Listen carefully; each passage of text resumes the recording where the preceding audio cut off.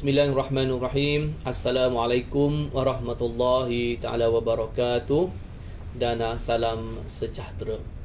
Terima kasih kerana sudi mendengar dan melihat satu slot yang kita adakan di unit 10 ini untuk kita kongsi bersama, iaitu slot bicara integriti. So, saya Meja Bersara Muhammad Zain bin Mokhtar, pensyarah di Kolej Pengajian Asas dan Umum Universiti Tenaga Nasional. So, satu topik di bawah slot bicara integriti yang saya akan berkongsikan pada hari ini ialah suka tapi duka. So, ada benda dalam dunia ni kita suka buat, tapi dia kadang-kala akan mendatangkan kedukaan kepada kita. Dan sebelum saya berceritakan dengan lebih panjang ataupun lebih detail lagi apa dia yang kita suka dan mendatangkan kedukaan kepada kita, saya nak menceritakan dua kisah yang saya rasa boleh kita jadikan panduan lah. So, cerita ini cerita pasal binatang, tapi saya rasa bolehlah kita ambil sedikit sebagai orang kata lesson learn untuk kita lihat. Cerita yang saya nak kongsikan adalah satu kisah yang pertama, iaitu kisah berkenaan dengan monyet dan pisang. Dan kisah yang kedua nanti yang saya akan cerita ialah serigala dan pisau. Dan dalam Radio Hakim pun ada bercerita pasal benda ni. Dan pasal kisah monyet dengan pisang ni, monyet binatang yang suka ada atas pokok, tetapi dia suka daripada pisang. Jadi macam mana kita nak tangkap ataupun orang nak tangkap monyet?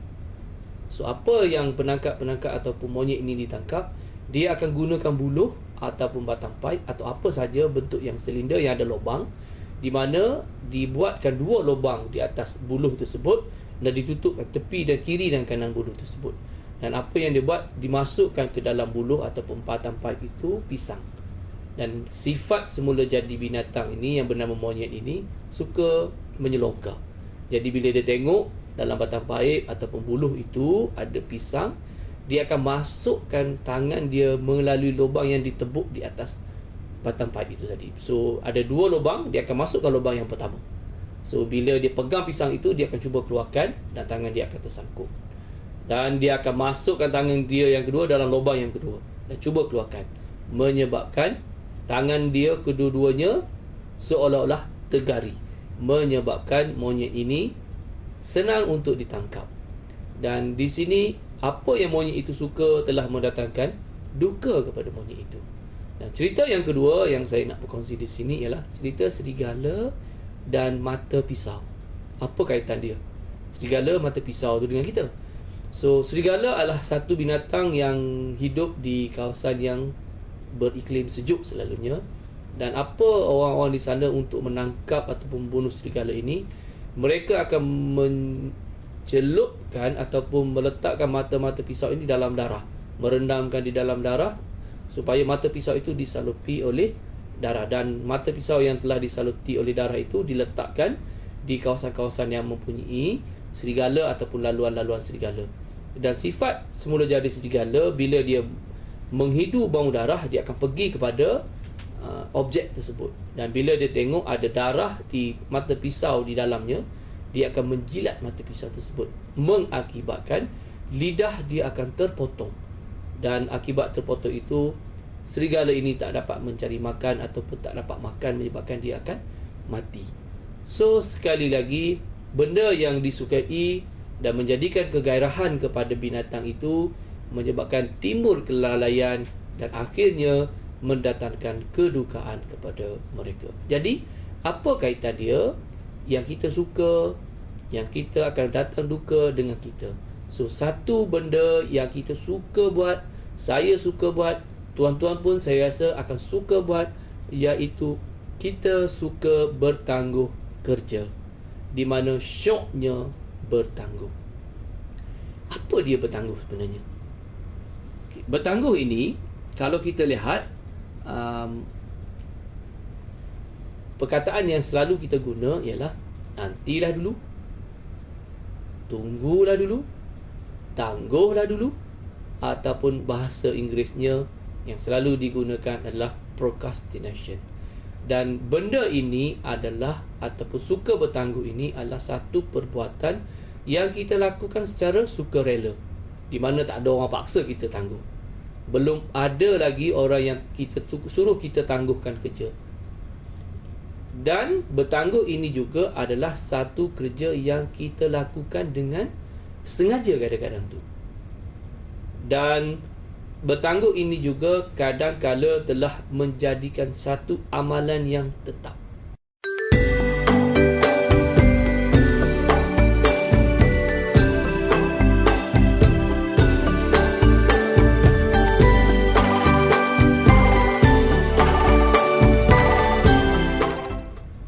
Dan siapa yang suka bertangguh, dan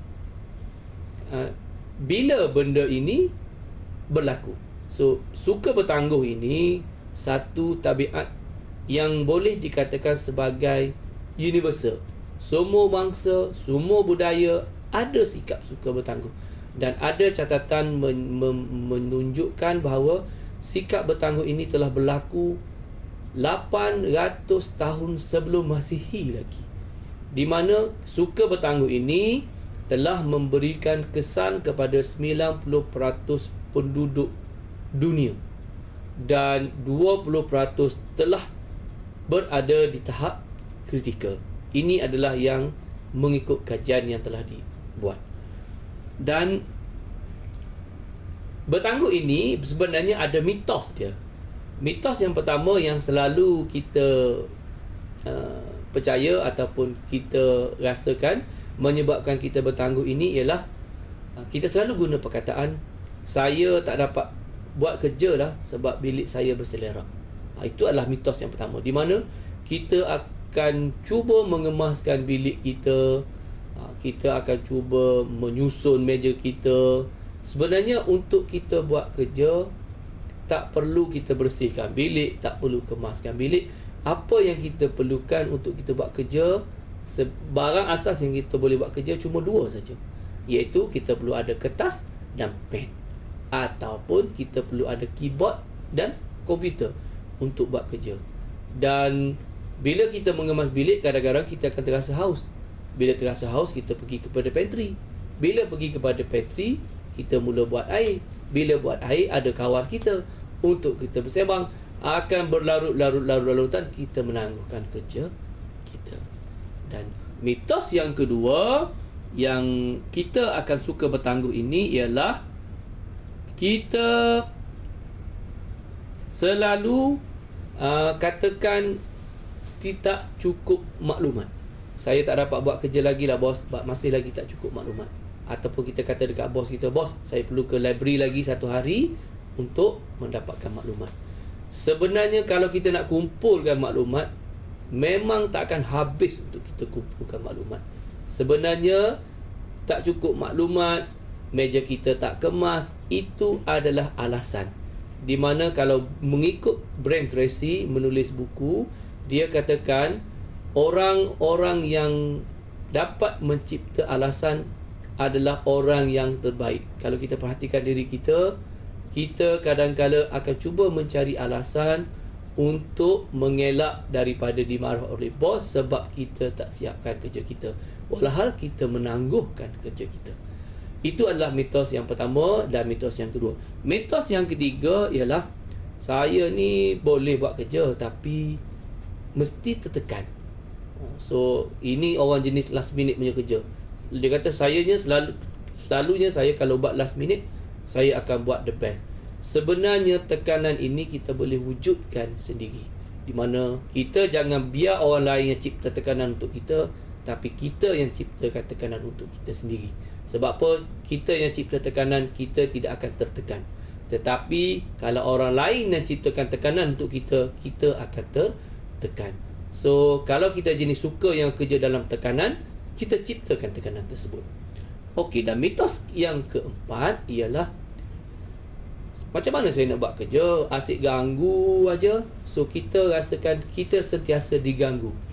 Sebenarnya kita masa yang diberikan kepada kita sama saja, iaitu 7 kali 24. Setiap orang dalam dunia ni cuma ada masa 7 hari seminggu, 24 jam sehari. Jadi masa kita yang tentukan. Jadi masalah orang kacau masa kita tak ada. Kalau kita tak tangguh kerja kita, mesti orang tak kacau kerja kita. Itu adalah mitos yang keempat. Dan mitos yang terakhir yang saya nak kongsikan di sini ialah saya tak dapat buat lagi lah bos yang seterusnya, sebab saya tak siapkan lagi kerja saya yang sebelum ini. So apa yang ada dalam diri kita, kita rasa tak sempurna. So satu sikap yang ada dalam kita iaitu kita cuba kritikkan kerja kita. Sebenarnya kita siapkan dahulu kerja kita dengan apa maklumat yang kita ada, dalam masa yang kita ada, kita siapkan kerja. Kita minta orang lain yang kritikkan kerja kita. Kalau kita kritikkan kerja kita, sampai bila pun tak siap. Cuba elakkan kritikan dalaman diri kita. So, apakah akibat-akibat sekiranya kita suka bertangguh kerja kita? Okay, akibat yang saya rasa tuan-tuan pun tahu ialah kita akan stres ataupun kita akan tertekan, dan kerja bertangguh ini juga akan menyebabkan kita akan rasa bimbang, kita akan risau, dan kadang-kadang kesan daripada suka bertangguh ini menyebabkan kita akan abaikan kesihatan kita sebab kita terpaksa siapkan kerja kita, ataupun kita juga akan bad mood, kita akan jadi mudah marah, tak tentu pasal. Kadang-kadang marah tersebut patutnya tak berlaku pada orang lain, kita marahkan pada orang lain. Dan kesan kita suka bertangguh ini juga menyebabkan kita akan hilang tanggungjawab. Dan kesan yang paling penting sekali ialah kita tidak dapat menunjukkan potensi kita yang sebenar. Sebab setiap individu dalam dunia ini mempunyai potensi sendiri, dan sekiranya kita suka bertangguh kerja kita, kita tak dapat tunjukkan potensi kita yang sebenar. So saya harap daripada apa yang kita suka menjadi duka, salah satunya kita bertangguh. Dan bila apa itu bertangguh, siapa yang menghadapi bertangguh, dan apa kesan-kesan bertangguh, dan apa yang akan kita buat sekiranya kita bertangguh. So ada banyak kerja yang akan kita buat sekiranya kita bertangguh kerja. Kita pergi tengok wayang, kita baca surat khabar, kita buat kerja tak penting, kita obses untuk kemaskan bilik kita, kita jumpa orang, bersembang dengan orang. Itu adalah tindakan-tindakan kita semasa kita bertangguh.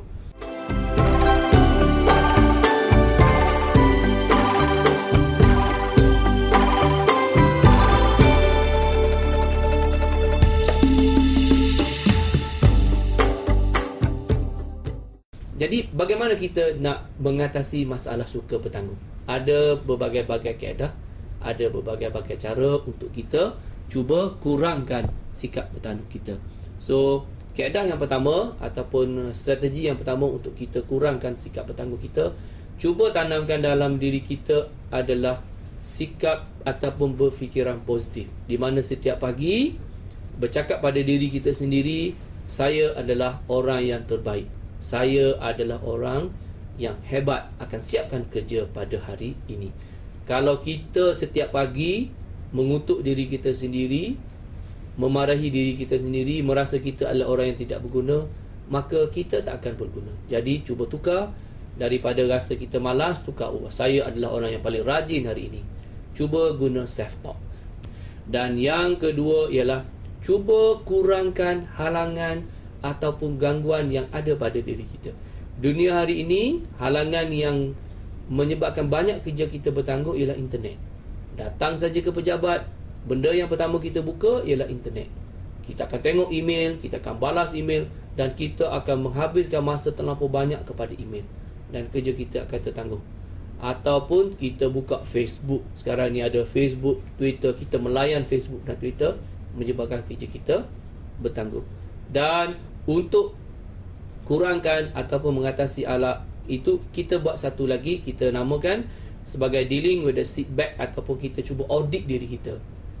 Sebelum kita balik kerja, kita audit apa yang aku dah buat hari ini, dan kita tanam dalam zat apa aku nak buat esok. Pagi-pagi lagi kita kasih apa aku nak buat hari ini, apa yang aku dah buat semalam. Itu adalah yang seterusnya ialah kita perlu setkan matlamat yang jelas. Macam saya cakap tadi, kita kena ada setiap hari apa nak buat hari ini. Dan untuk setkan matlamat itu, kita perlu gunakan SMART. Formula dia SMART, iaitu apa yang kita kena buat ialah specific. S specific, aim measurable, benda itu boleh diukur, dan A, achievable, maknanya kita boleh capai, dan art, realistic, maknanya kalau kita nak buat kertas kerja atau buat tesis satu hari memang tak logik. So mestilah smart. Specific, measurable, achievable, realistic, dan ada masa untuk kita buat. Dan itu adalah beberapa tip yang boleh untuk kita kurangkan kita punya sifat untuk syoknya bertangguh. Jadi saya mulakan bicara integriti saya dengan kisah monyet dan pisang, serigala dan mata pisau, dan saya akan akhiri cerita saya ialah kisah burung lang, di mana saya suka pada burung lang ini ataupun eagle ni ialah sejenis binatang yang hebat, di mana kalau kita tengok burung lang ialah satu binatang yang berani untuk berubah.